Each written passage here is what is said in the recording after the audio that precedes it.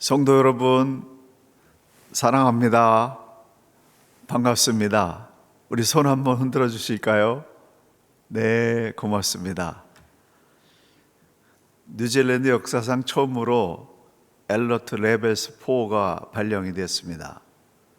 2020년 3월 25일 오후 11시 52분을 기점으로 모든 국민이 4주간 자가격리 상태로 코로나 확산 방지를 위한 노력을 시작하게 됐습니다.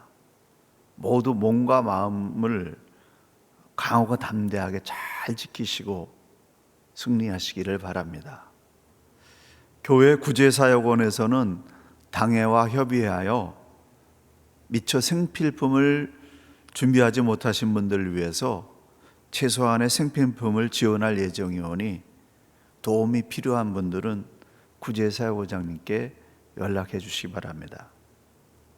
이럴 때일수록 서로 전화하시고 격려하시고 응원하셔서 한 사람이라도 고립되지 않도록 허부장님들, 임직자들, 교사 선생님들, 책임 맡은 모든 분들이 전화 신방을 해 주시기를 바랍니다. 우리 모두의 기도의 힘을 모아서 오늘의 사태를 잘 이겨내야 되겠습니다.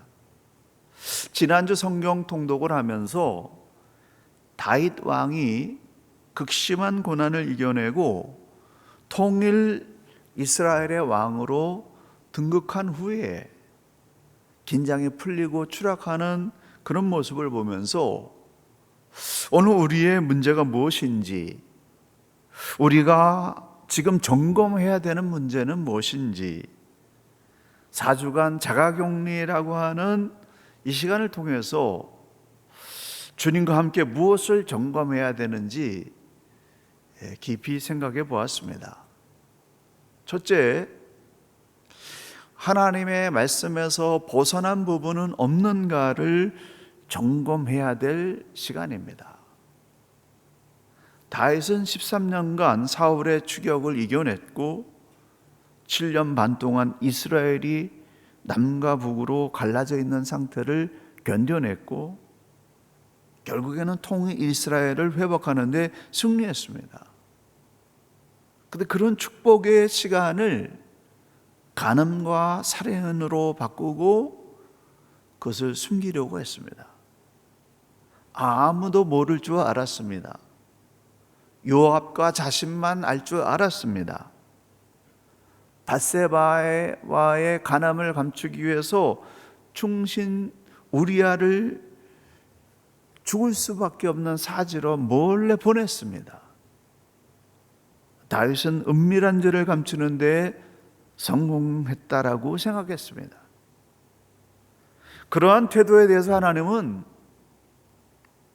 내가 너를 이스라엘의 왕으로 기름 붓기 위해서 너를 사울의 손에서 구원하고 이스라엘과 유다를 너에게 맡겼느니라. 만일 그것이 부족하였을 것 같으면 내가 너에게 이것저것을 더 주었으리라. 그러한데 어찌하여 네가 여호와의 말씀을 업신여기고 나 보기에 악을 행하였느냐? 칼이 내 집에서 영원히 떠나지 아니할 것이요, 너는 은밀하게 죄를 범했지만 내 아내들은 밝은 대낮에 욕을 당하게 될 것이다. 너는 은밀히 행하였으나 나는 온 이스라엘 앞에서 백주의 이 일을 행하리라 라고 책망하셨습니다. 죄는 무섭습니다.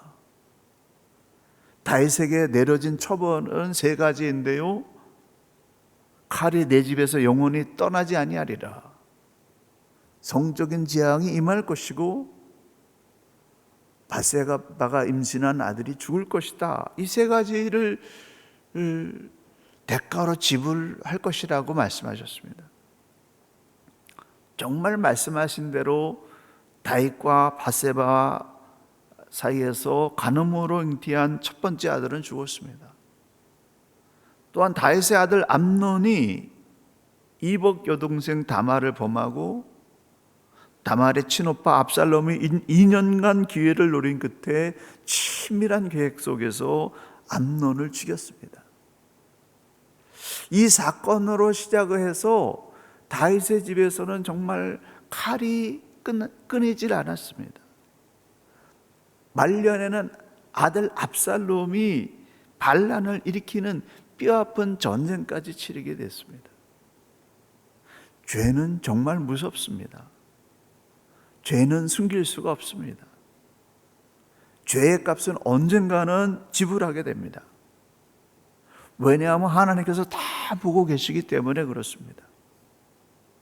하나님께서 다윗이 자신의 죄를 인정하고 회개할 때야 비로소 용서해 주셨습니다. 그런데 용서해 주셨지만 죄가 얼마나 무서운 것인지를 알게 하시기 위해서 다윗의 죄에 상응하는 값을 지불할 수밖에 없었습니다. 우리는 지금 예수님의 십자가 대속의 은혜 때문에 죄를 인정하고 회개하면 죄 용서받습니다. 하지만 다윗이 용서받았던 것처럼 용서는 받지만 죄의 대가를 지불해야 됩니다. 죄에 대한 대가를 지불하지 않으려고 하기 때문에 세상에 더욱 악해졌습니다. 우리의 영혼은 용서받지만은 삶은 그 대가를 지불해야 됩니다. 죄가 얼마나 무서운 것인지를 알아야 됩니다. 십자가 밑에 숨어서 예수께서 다 지불해 주셨으니 내가 지은 죄값을 안 갚아도 된다라고 하는 영적인 착각에 빠져서는 안 됩니다. 윤리도덕적인 죄는 회개하면 용서받고 끝이 납니다. 그러나 간음하고 살인한 죄, 다른 사람을 속인 죄, 다른 사람의 것을 빼앗은 것, 다른 사람을 해친 죄는 합당한 죄값을 지불하게 됩니다.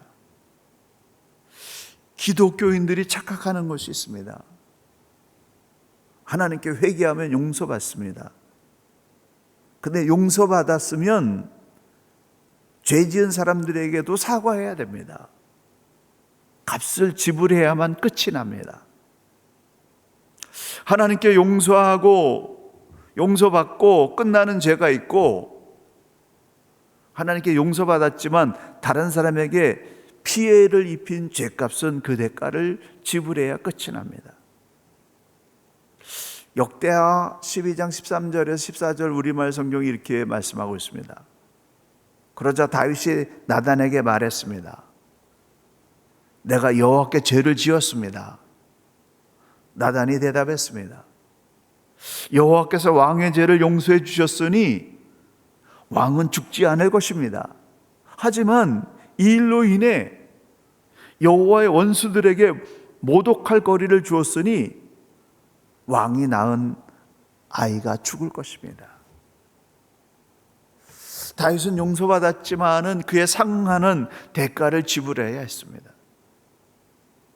죄의 열매로 낳은 아들은 하나님께서 거두어 가셨습니다.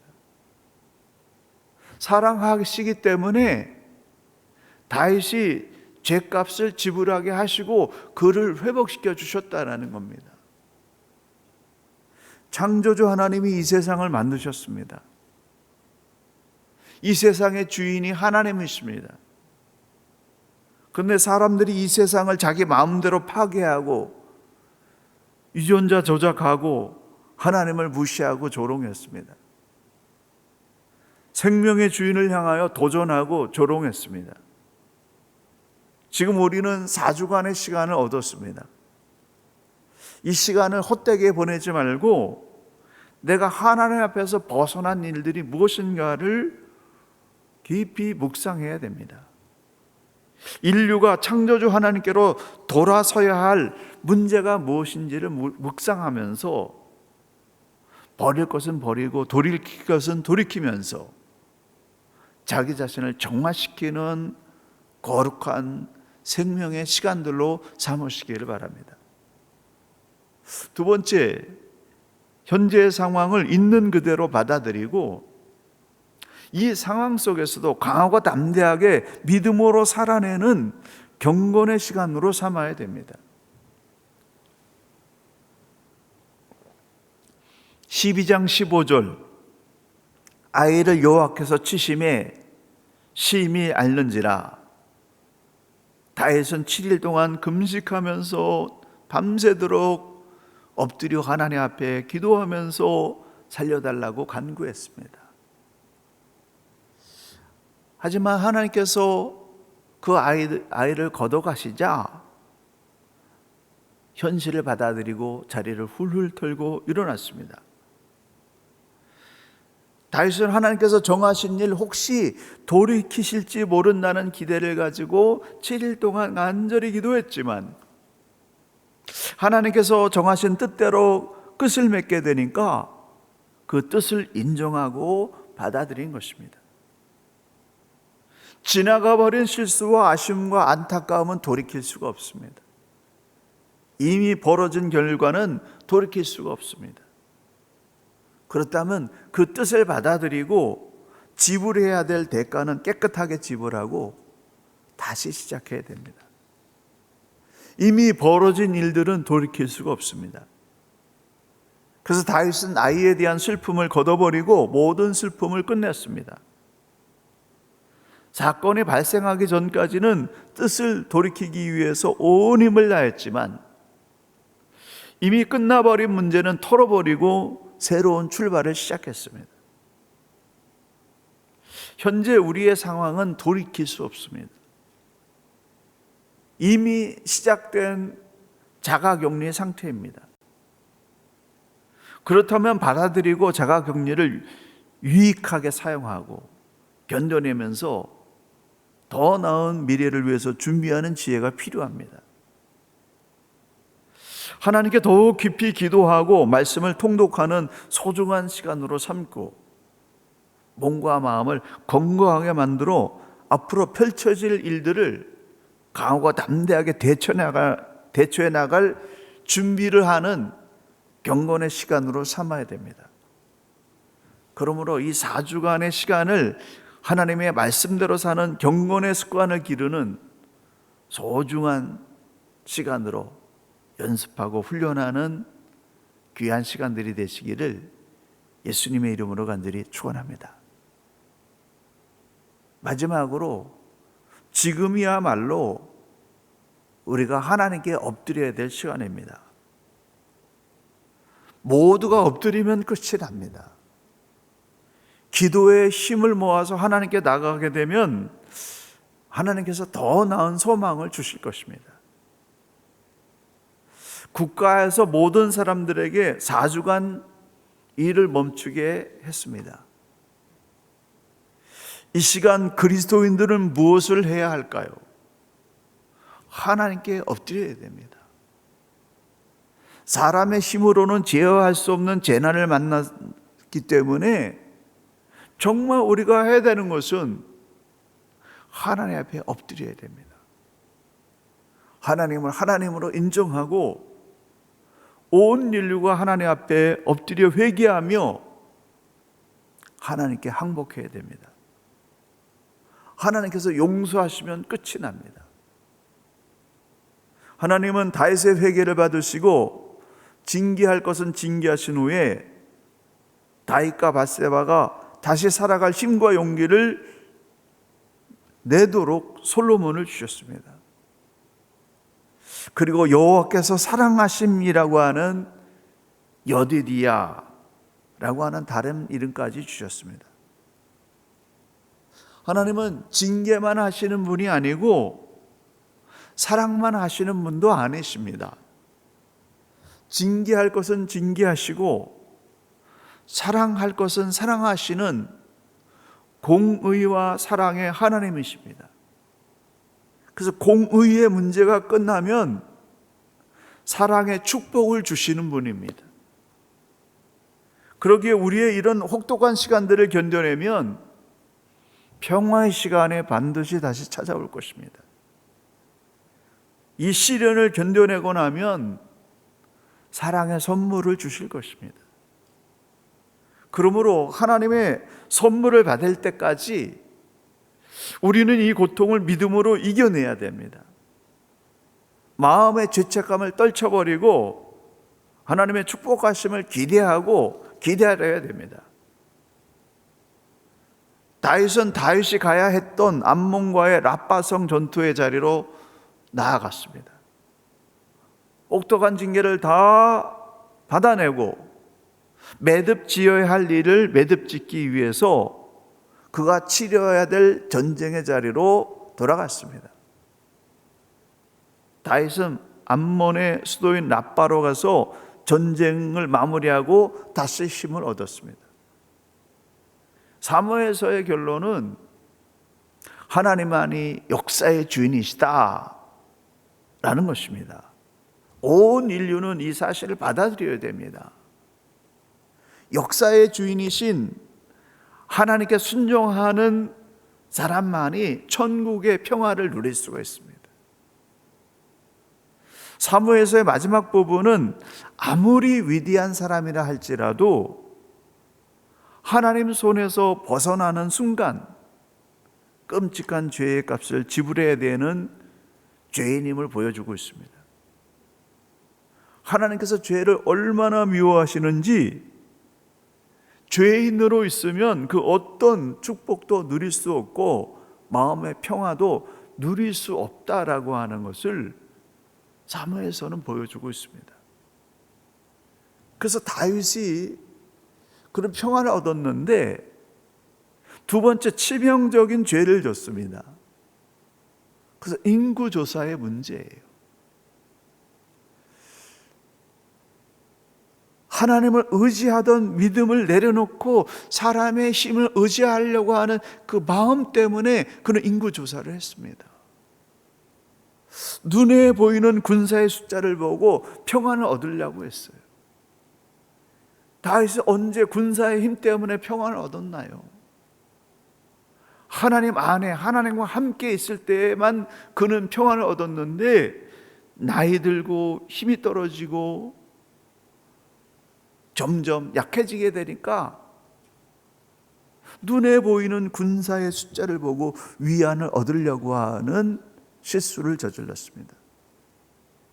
한 나라의 통치자로서 특히 하나님의 다스리는 신정국가의 왕으로서 하나님을 의지하고 하나님의 뜻을 따라 나라를 다스리려는 그런 의지를 믿음을 잃어버리고 군대의 힘을 의지하려고 하게 되면 지도자의 죄 때문에 백성 전체가 그 대가를 지불하게 됩니다. 다윗은 하나님의 징계를 피할 수가 없었습니다. 세 가지 형벌 중에 하나를 선택해야 됐습니다. 7년 동안 기근에 시달릴 것인가? 3달 동안 대적에게 쫓길 것인가? 3일 동안 온욕을 당할 것인가? 다윗은 3일 동안 온욕을 당하는 것을 선택했는데 자연 환경이나 사람들에 의해서 시달림을 당하는 대신에 하나님의 손에 맡기는 선택을 한 것입니다. 온욕이 시작되자 이스라엘 전역에 이 온욕이 3일 동안 퍼지면서 7만 명이 죽었습니다.